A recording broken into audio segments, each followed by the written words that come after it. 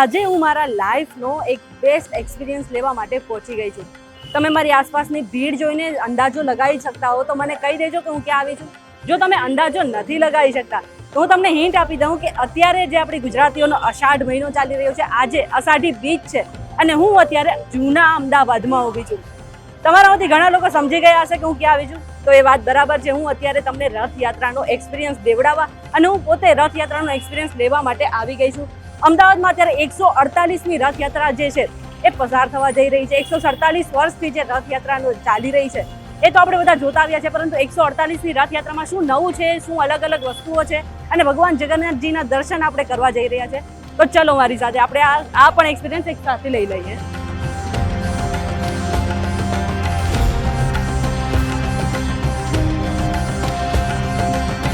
આપણા ભારતમાં સૌથી મોટી રથયાત્રા જે છે એ જગન્નાથપુરીમાં નીકળે છે અને પછીની બીજી સૌથી મોટી રથયાત્રા આપણા અમદાવાદમાં નીકળે છે.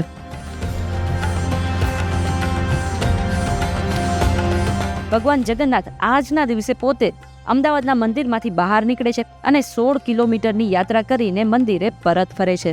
હવે આ 16 કિલોમીટર લાંબી રથયાત્રામાં અમે પણ પહોંચી ગયા હતા અને અમે ગયા હતા રાયપુર ચકલાએ. પણ જે લોકો અમદાવાદના નથી એમને એવો પ્રશ્ન થતો હોય છે કે જો અમારે પણ રથયાત્રામાં જવું છે તો ક્યાં જવું અને કેવી રીતે જવું.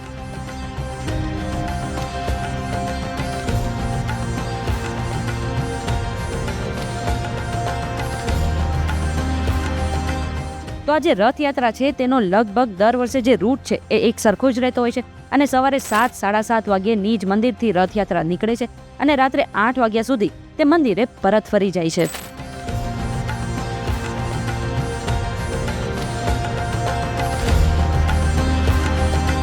હવે રૂટની આપણે થોડી ડિટેલમાં વાત કરી લઈએ તો જમાલપુરમાં જે જગન્નાથનું મંદિર આવેલું છે ત્યાંથી રથયાત્રા એએમસી ઓફિસે પહોંચે છે, ત્યાંથી ઢાળની પોળે પહોંચે છે અને ત્યાંથી રાયપુર ચકલા અને પછી ખાડિયા અને પછી કાલુપુર થઈને સરસપુર પહોંચે છે. સરસપુરથી જે રથયાત્રા છે પ્રેમ દરવાજા પહોંચે છે, ત્યાંથી દિલ્હી ચકલા અને એ પછી શાહપુર દરવાજા અને ત્યાંથી આરસી હાઈસ્કૂલ અને ઘી કાંટા પહોંચે છે અને ત્યાંથી માણેક ચોક થઈને જે રથયાત્રા છે એ ફરી જગન્નાથ મંદિરે પરત ફરે છે.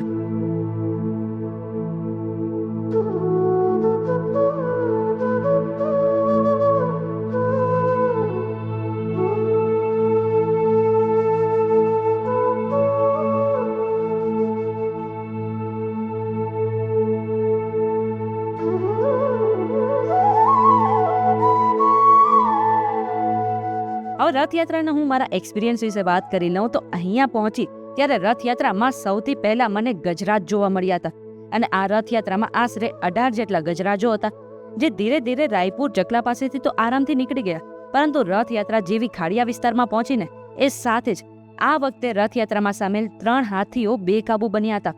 પરંતુ ખાસ વાત તો એ છે કે જે મહાવત અને સુરક્ષા કર્મચારીઓ હતા તેમને ગજરાજોને કાબુમાં લઈ લીધા હતા. હવે રથયાત્રાના મારા આગળના એક્સપિરિયન્સની વાત કરું તો બીજે આવ્યા હતા ટેબ્લો એટલે કે ટ્રક, અને એ પણ 100થી વધારે ટ્રક જેમાં આપણા ભારતની અલગ અલગ ઝાંખી દેખાતી હતી. અને આ વખતેનું સૌથી આકર્ષણવાળું જે ટેબ્લો હતો એ હતું ઓપરેશન સિંદૂરનો અને પછીનો હતો બ્રહ્મોસ મિસાઇલનો. આટલું જ નહીં, આ સિવાય પણ ઘણા અલગ અલગ ટેબ્લો હતા જેને જોઈને મને તો સાચે મજા આવી ગઈ હતી. અને આ સાથે જ ટેબ્લોમાં હાજર લોકો ભક્તોને પ્રસાદ પણ આપી રહ્યા હતા, જેમાં ચોકલેટ, પેન, રમકડા, સૂકા મેવા અને ન જાણે કેટલાય અલગ અલગ પ્રસાદ હતા. પણ રથયાત્રામાં સૌથી મેઇન પ્રસાદ હોય છે એ હોય છે મગ અને કાકડીનો પ્રસાદ.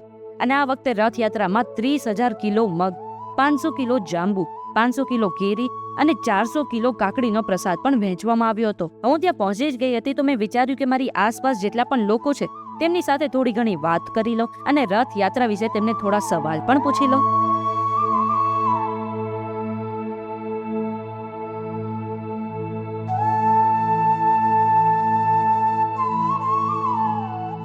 ભક્તોની વાત કરીએ તો ભક્તો સાથે આપણે થોડી વાતચીત કરી લઈએ. તો સૌથી પહેલા તો આપણે પૂછીએ, આંટી જય જગન્નાથ. જય જગન્નાથ. ક્યાંથી છો તમે? મણિનગરથી. મણિનગરથી.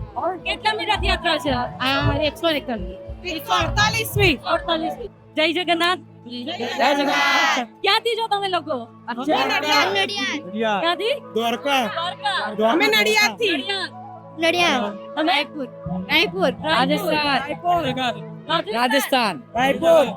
પહેલી વખત આવેલા છો આ કે રોજ દર વર્ષે દર વર્ષે આવે છે તો કેવું લાગ્યું તમને અત્યારે સૌથી પેલો માહોલ કેવો છે અહીંયા બહુ સરસ બાળમાં છે. આવીને કૃષ્ણ મંદિર થઈ જઈએ એટલે પૂરા તો દર્શન કરીને કેવી અનુભૂતિ થાય છે હજી તો ભગવાનનો રથ હવે આવશે આપણે બધા એની જ રાહ જોઈએ છીએ તો શું અનુભૂતિ છે એ દર્શન કરવાની એમના દર્શન જોવાથી આંખો એકદમ શાંતિ થઈ જાય છે મનને એટલે ગમે તે એમના રથની આતુરતાથી રાહ જોઈએ છે દ્વારકા દ્વારકાથી દ્વારકા દ્વારકા દ્વારકા ઓળખાથી પહેલી વખત આવ્યા દર વર્ષે આવે છે દર વર્ષે આવો છો ભાઈ એનો પ્રસાદથી જે મગનો પ્રસાદ એ કેમ આપવામાં આવે છે ભગવાન બીમાર પડી ગયા હતા એમને સાજા કરવા માટે મગ ખાવા માટે એટલે એમને મગ ખાયા હતા ને એટલે સારા થઈ ગયા બરાબર હવે મારા એક્સપિરિયન્સ પર આગળ વધીએ તો મેં મસ્ત પ્રસાદ ખાઈ લીધો. એ પછી ત્યાં આવ્યા અખાડા, જેમાં લોકોએ અલગ અલગ કરતબો બતાવ્યા અને ફક્ત પુરુષોએ જ નહીં પરંતુ નાના બાળકો અને મહિલાઓ પણ આમાં કરતબ બતાવતા જોવા મળી હતી. અને આ રથયાત્રામાં આશરે 30 જેટલા અખાડા હતા અને જોઈને મને પણ મજા આવી ગઈ હતી. અને અખાડા પછી આવી ભજન મંડળી, જેમાં દરેક લોકો ભક્તિમય દેખાતા હતા અને આ નજારો પણ કંઈક અલગ જ હતો. હવે અહીંયા સુધી બધું બરાબર હતું, જે વાતાવરણ હતું એ પણ થોડું ખુલ્લું હતું ને થોડો તડકો પણ આવી રહ્યો હતો. પરંતુ જેવો રથ આવવાની તૈયારી થઈ એ જ સમયે થોડા વરસાદી છાંટા પડ્યા અને છાંટા પડતાની સાથે ત્યાં ઉભેલા દરેક લોકો એક સાથે બોલી પડ્યા કે હવે રથ આવશે.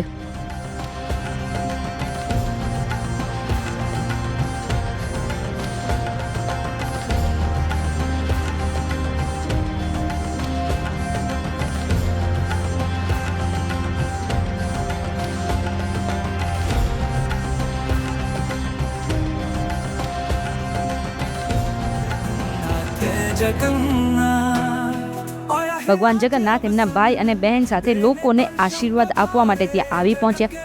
અને આ રથયાત્રામાં સૌથી પહેલા આગળ મોટા ભાઈ બલરામનો રથ હતો, વચ્ચે બહેન સુભદ્રાનો રથ હતો અને છેલ્લે ભગવાન જગન્નાથનો રથ ત્યાંથી નીકળ્યો હતો. આ સમયે દરેક લોકો હાથ જોડીને આશીર્વાદ લઈ રહ્યા હતા અને બધાના મનમાં બસ ભક્તિની ભાવના હતી.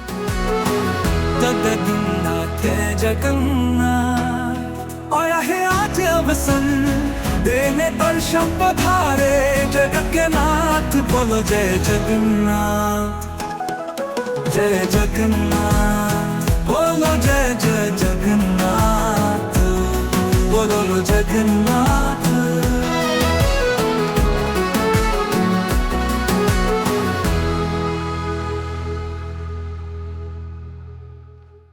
તો 148મી વર્ષે પણ અમદાવાદની જે રથયાત્રા છે એનો મારો એક્સપિરિયન્સ તો સારો રહ્યો. અને આવી જ રીતે મારા પ્લાન ને તમારા પ્લાન બનાવવા માટે જોતા રહો શું પ્લાન.